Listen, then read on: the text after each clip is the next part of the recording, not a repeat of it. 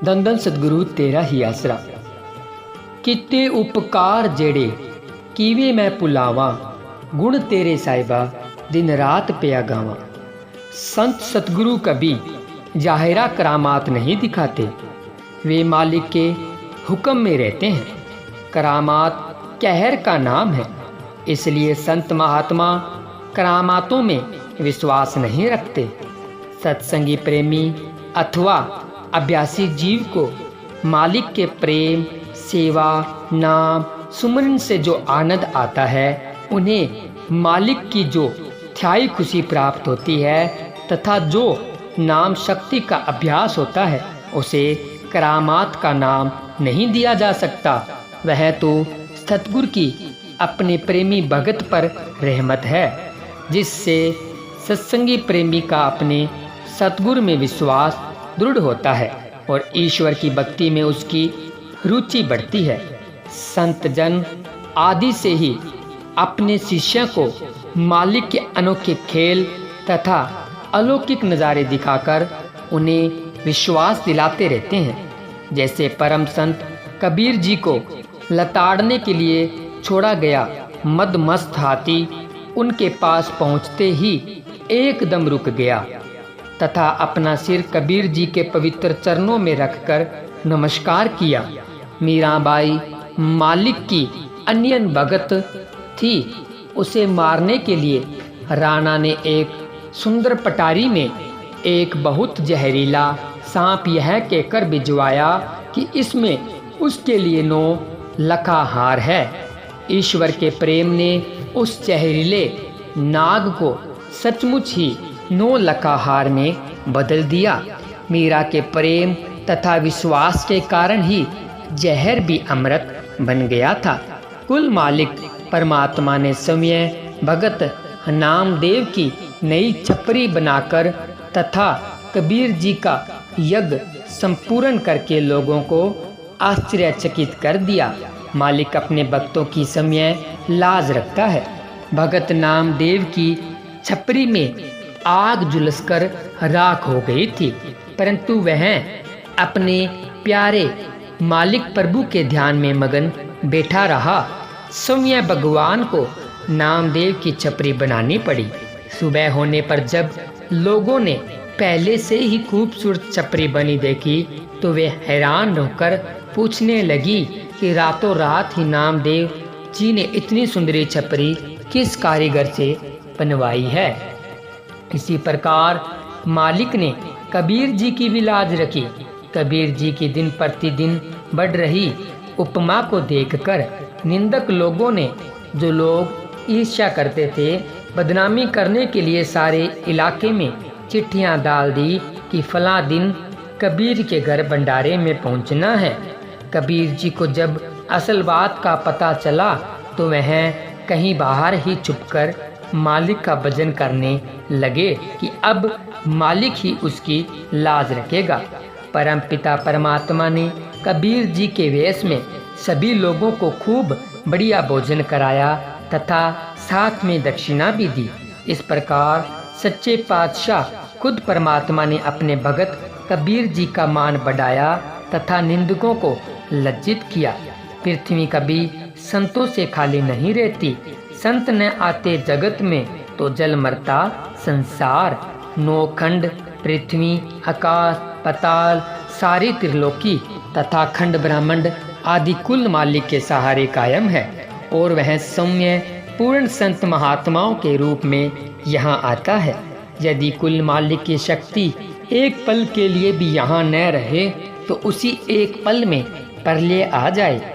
कभी कुल मालिक स्वयं बेपरवाह मस्ताना जी महाराज बनकर आया और कभी परम पिता शाह सतनाम सिंह जी महाराज का चोला पहनकर आया और वहीं अब हजूर महाराज संत गुरमीत राम रहीम सिंह जी इंसा का नाम धार कर पृथ्वी पर प्रगट हुआ है।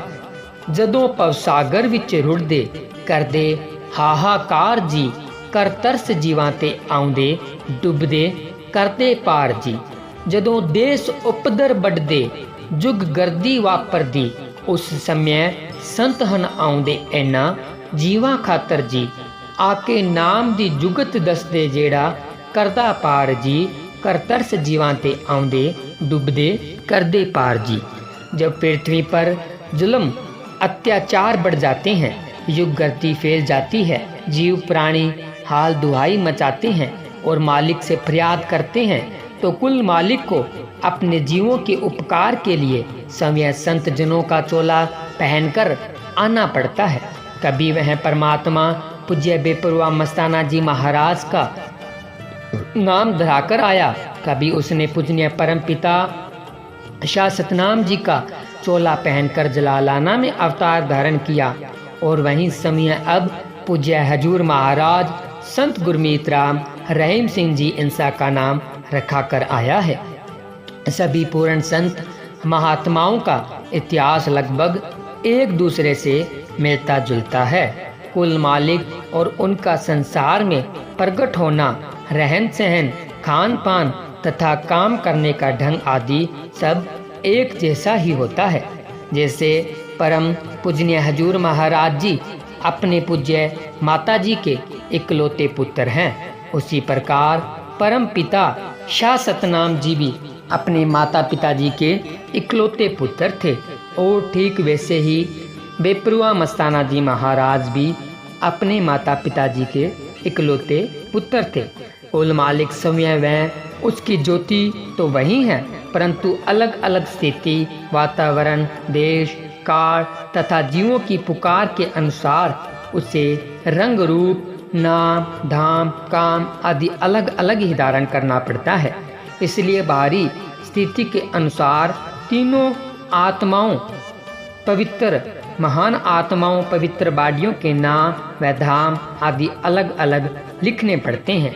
तीनों ही बाडियों के परिवारों में साधु संतों की सेवा तथा ईश्वरीय परमात्मा की आराधना होती रही है।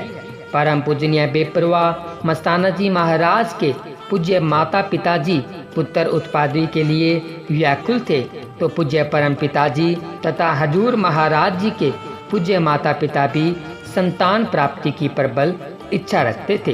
प्रभु भक्ति में दृढ़ निश्चय तथा साधु संतों की सच्ची सेवा लगन से खुश होकर कुल मालिक ने समय व स्थिति के अनुसार इस शर्त पर अपना अवतार धारण किया कि निश्चित समय बीतने के बाद वे अपने निश्चित उद्देश्य को पूरा करने के लिए अपना घर परिवार तथा माता पिता को छोड़कर अपने मालिक के पास चले जाएंगे। हुआ भी ठीक उसी प्रकार जैसा कि कुल मालिक के हुक्म अनुसार उस समय के साधु महात्माओं के वचन थे। संत महात्मा संसार में एक महान परोपकारी के रूप में आते हैं और उनके अंदर दया, दीनता, नम्रता, सहानुभूति, सहनशीलता, मधुरता आदि सभी शुभ गुणों का समावेश होता है। जैसे बेपरवाह मस्ताना जी महाराज बचपन से अपनी खाने पीने की वस्तुएं, दुकान की मिठाई तथा अन्य सामान उठाकर गरीबों, जरूरतमंदों तथा साधु जनों, फकीरों, महात्माओं को बांट दिया करते थे।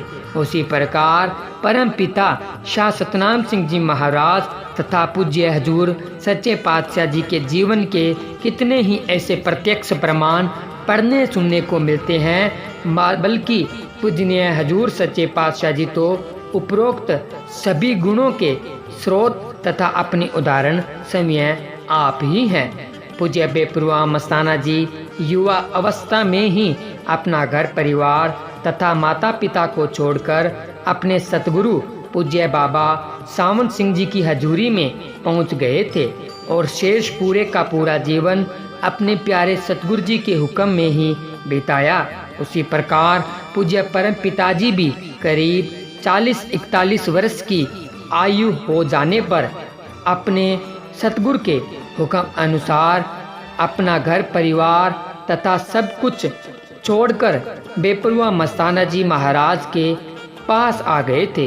ठीक उसी प्रकार मौजूदा सरकार हजूर महाराज जी ने भी अपने मुर्शिद के केवल एक ही इशारे पर अपने माता पिता, घर परिवार तथा अपना सब कुछ वहीं का वहीं छोड़कर परम पूजनीय सतगुरु के वचनों पर फूल चढ़ाए। उस वक्त इनकी आयु केवल 23 वर्ष की थी।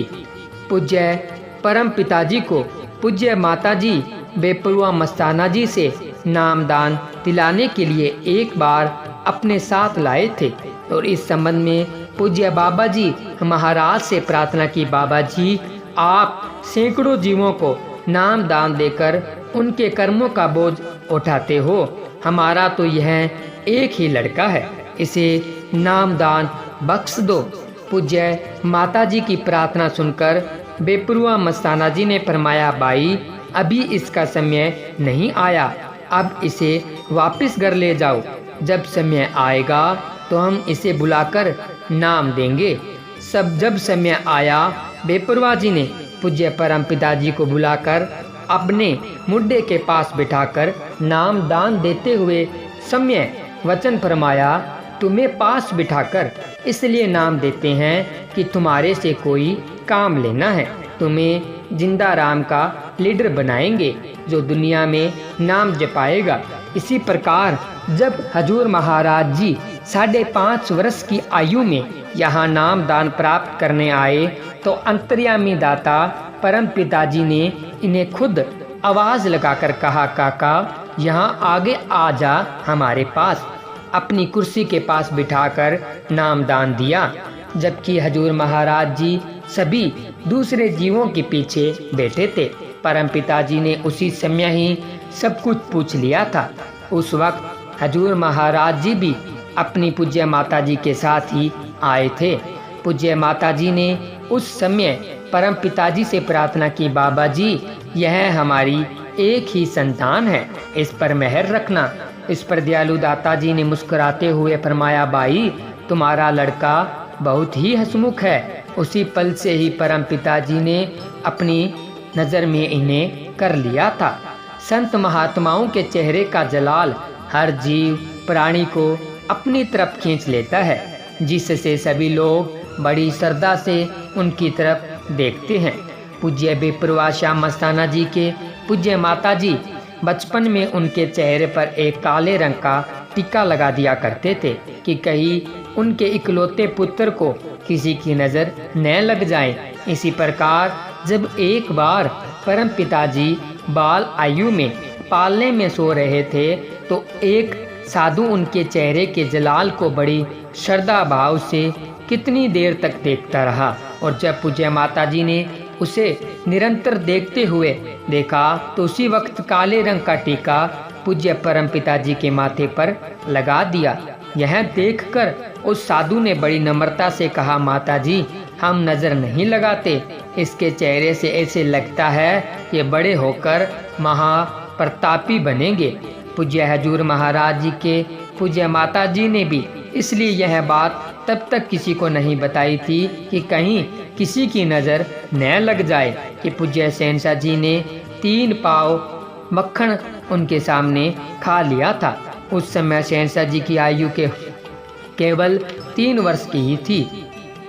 पूर्ण संत महात्माओं का हृदय रूपी बर्तन तो पहले ही तैयार होता है, परंतु मुर्शिद अपनी पारस दृष्टि अपनी दया मेहर से पूर्ण करता है, बहाना कोई न कोई अवश्य बनता है।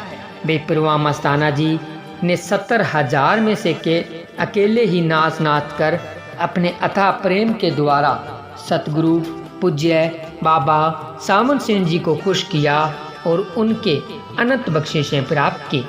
बाबा जी ने खुश होकर मस्ताना जी को बागड़ देश का बादशाह तथा शाह मस्ताना जी की उपाधि दी और फरमाया, जिसे तुम नाम दे दोगे उसका एक पांव यहाँ और दूसरा सचखंड में होगा, अर्थात वह रास्ते में कहीं भी किसी मंजिल पर नहीं रुकेगा।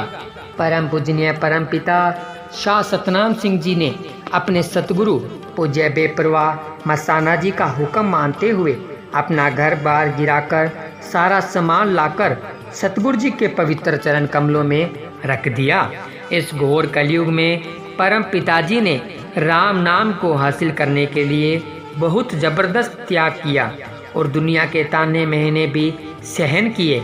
इस प्रकार उन्होंने अपने सतगुरु जी की खुशी प्राप्त की।